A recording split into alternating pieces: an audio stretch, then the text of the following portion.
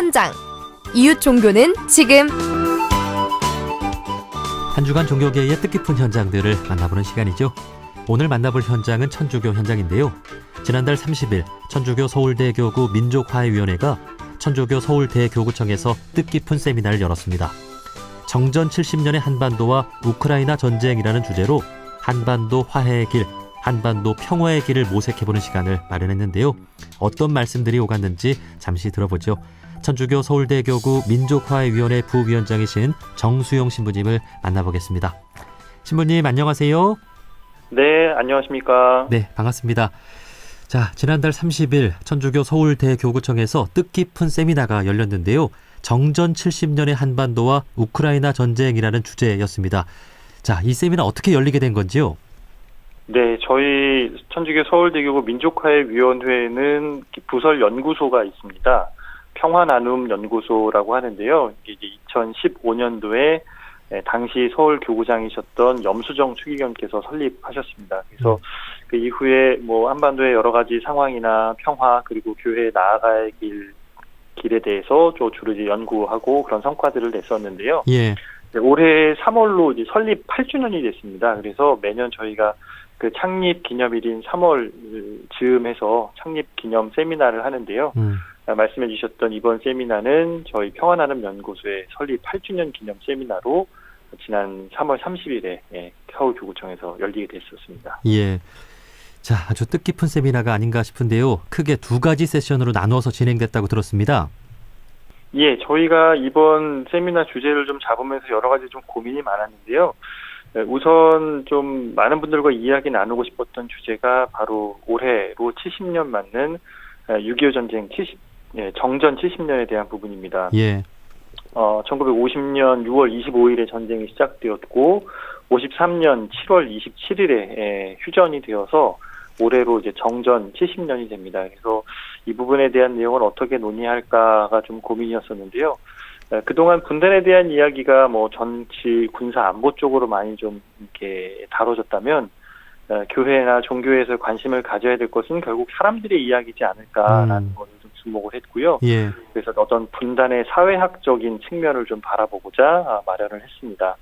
그래서 정전 70주년에 대한 부분으로서 사회학적인 유산과 평화문화에 대한 부분을 준비를 했고요. 그럼에도 불구하고 지금 한반도를 둘러싸고 있는 국제정세를 좀 안 살펴볼 수는 없어서 한반도 주변에 있는 국제정세 중에서 작년 2월에 발발한 우크라이나 러시아 전쟁의 어떤 경과, 그리고 지금 전황, 그리고 또 앞으로의 전망, 그리고 이것이 한반도에 미치는 영향, 이렇게 크게 두 개의 주제로 나눴습니다. 예. 저희가 하고 싶었던 이야기는 좀 두 번째 주제였는데 순서상 첫 번째를 우크라이나 러시아 전쟁에 대한 부분, 그리고 두 번째를 한반도 정전 체제에 대한 부분, 이렇게 두 가지 2부로 구성을 했습니다. 예. 자, 우선 그 첫 번째 세션 이야기부터 나눠보죠. 우크라이나 전쟁을 통해 본 한반도 화해의 길. 이게 첫 번째 세션이었는데 어떤 말씀들이 나왔습니까? 네, 첫 번째 세션도 두 가지의 주제 발표가 있었는데요. 첫 번째는 우크라이나 전쟁이 지금 어떻게 진행되고 있는지, 또 우리가 외신을 통해서 듣고 있기는 하지만 이 전쟁의 경과나 진행 상황을 꼼꼼히 모니터한 내용을 좀 들을 수 있었고요. 예.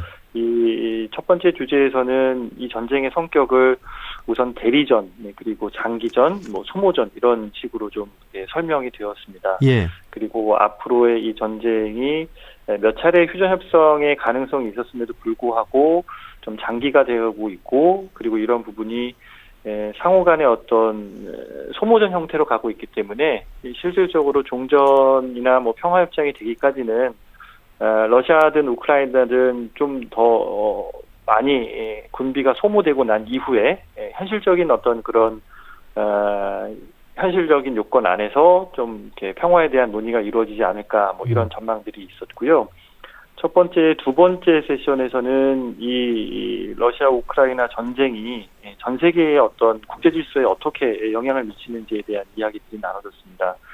잘 아시는 것처럼 1990년대 이후에 어떤 냉전이 종식이 되면서 미국을 중심으로 한 자유주의 진영의 어떤 일극 체제로 개편이 됐는데, 그 일극 체제의 한 30년의 결과물로서 자유주의 세력 약간 좀 대항해서 힘을 잃었던 그 반대 세력의 어떤 백래시적인 성격으로서 이번 전쟁이 일어난 것으로 분석하는 것이 좀 흥미로웠고요. 최근의 30년이 어떤 냉전의 종식 이후의 평화의 시기라고는 하지만 실질적으로 어떤 승리주의적인 입장 그리고 자유주의의 어떤 강한 우월주의적인 입장 안에서 반대의 어떤 정치 체제나 그런 정치 집단 국가 안에서 이거에 반동하는 어떤 전쟁들이 일어났고 이런 부분들은 일정 부분 좀 예견할 수 있지 않았느냐라는 그런 지적도 좀 있었습니다. 그리고 30년의 포스트 냉전 이후에 이 러시아 우크라이나 전쟁이 또 다른 어떤 30년의 시기를 맞이하는 변곡점이 되는 것은 분명하고 예. 많은 분들이 기억하시겠지만 이런 대규모 전쟁이 일어날 거라고는 미처 예상하지 못했던 분들이 많음에도 불구하고 앞으로 이러한 전쟁이 일어나면서 국제 질서의 어떤 그 연결고리가 약한 그런 분쟁 지역 안에서는 이러한 형태의 전쟁이 또다시 일어날 수 있다라는 어떤 경고도 또 우리 쪽에는 함의로 작용하는 것 같습니다. 예를 들면 뭐 한반도랄지 뭐 대만 해협이랄지 이런 부분들에서도 러시아 우크라이나 전쟁과 유사한 형태의 어떤 전쟁이 일어날 수 있는 가능성이 좀 높아졌다라는 부분에 대해서는 좀 우려할 수 있는 상황이고요.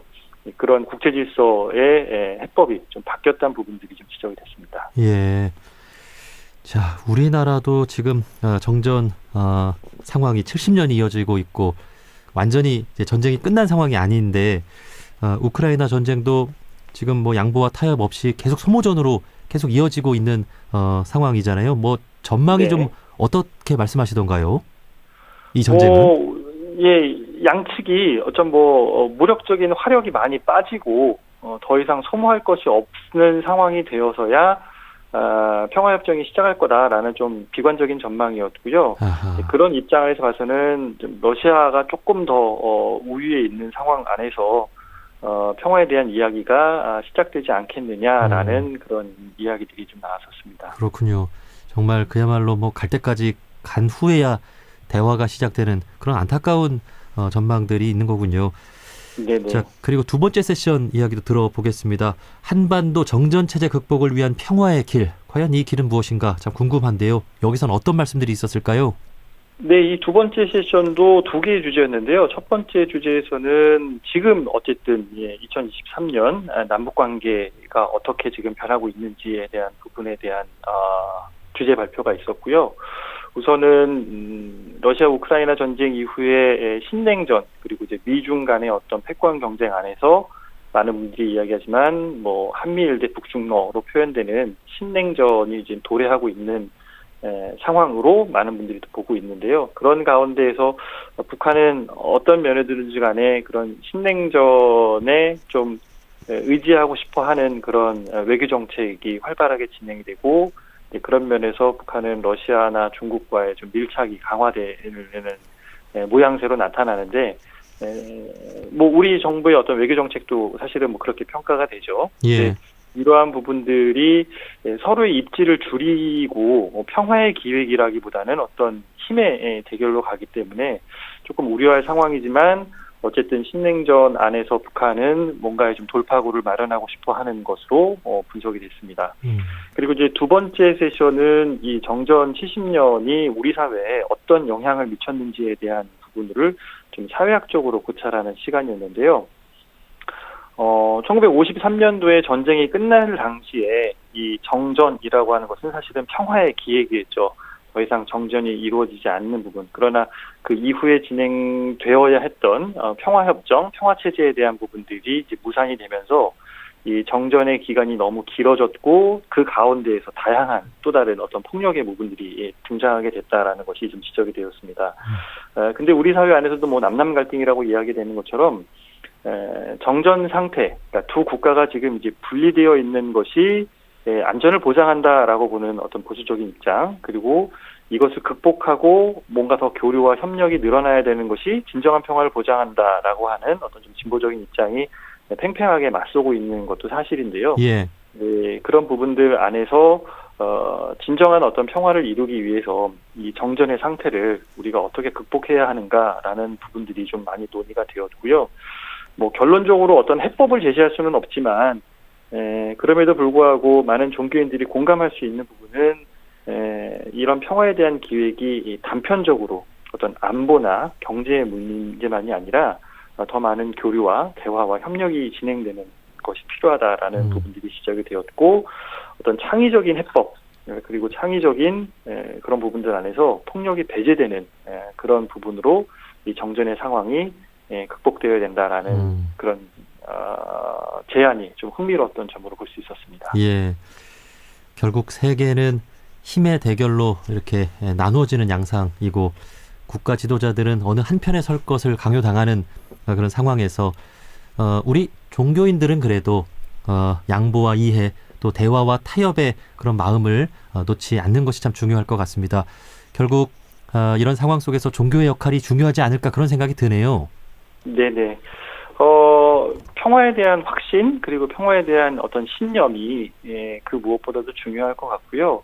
우리가 너무 감정적으로 대하기보다는 이런 한반도 상황도 그렇고 남북 간의 관계도 그렇긴 하지만 많은 부분 우리는 우리가 피해자다라는 생각을 많이 하거든요. 네. 북이 핵실험을 하고 북이 어떤 군사적 도발을 하고 그러나 이 정전 체제가 남과 북 모두에게 피해를 주고 있다라는 그래서 상대를 가해자, 우리를 피해자로 보는 어떤 이론적인 도식보다는 우리 모두가 이 분단 체제에 고통받고 있다라는 입장 안에서 예. 서로의 입장을 좀 살펴볼 수 있지 않을까 그런 생각이 들었습니다. 네, 우리 한국 사회의 종교들이 더 많이 좀 한반도 평화에 대한 관심을 갖고 나서야 하지 않을까 싶은데요. 신부님 보시기에는 이렇게 천주교는 많은 노력들을 잘하고 있는데 우리 한국 사회의 종교들이 좀 평화를 위해 잘하고 있는 것 같습니까? 뭐 제가 한국 사회 종교를 전체를 뭐 다 평가하기는 뭐 당연히 자격이 없는 사람이고요. 각자가 있는 자리에서 폭력적인 방법 그리고 어떤 뭐 미움과 갈등과 분열이 아닌 화해와 일치 이런 부분들에 조금 더 의지를 갖고 힘을 모을 수 있으면 좋겠습니다. 예. 자, 평화나눔연구소 창립 8주년 기념 세미나가 이렇게 열렸는데 이런 세미나 우리 종교계 다 같이 초대해서 함께 열기도 하고 한반도 평화를 위해 연대하는 일도 좀 중요하지 않을까 싶은데 신부님 생각은 어떠신가요?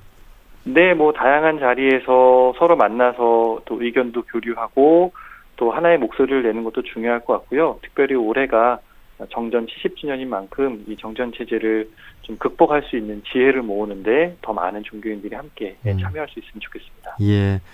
자, 천주교에서 마련한 이번 세미나 한반도 평화를 위한 그런 고민 그리고 또 해법이 담겨 있는데 이웃 종교들에게도 많은 조언을 주시고 지혜를 주시고 함께 이렇게 손을 내밀어 주시면 좋을 것 같습니다.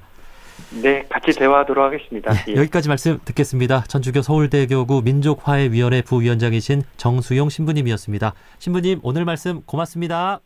감사합니다.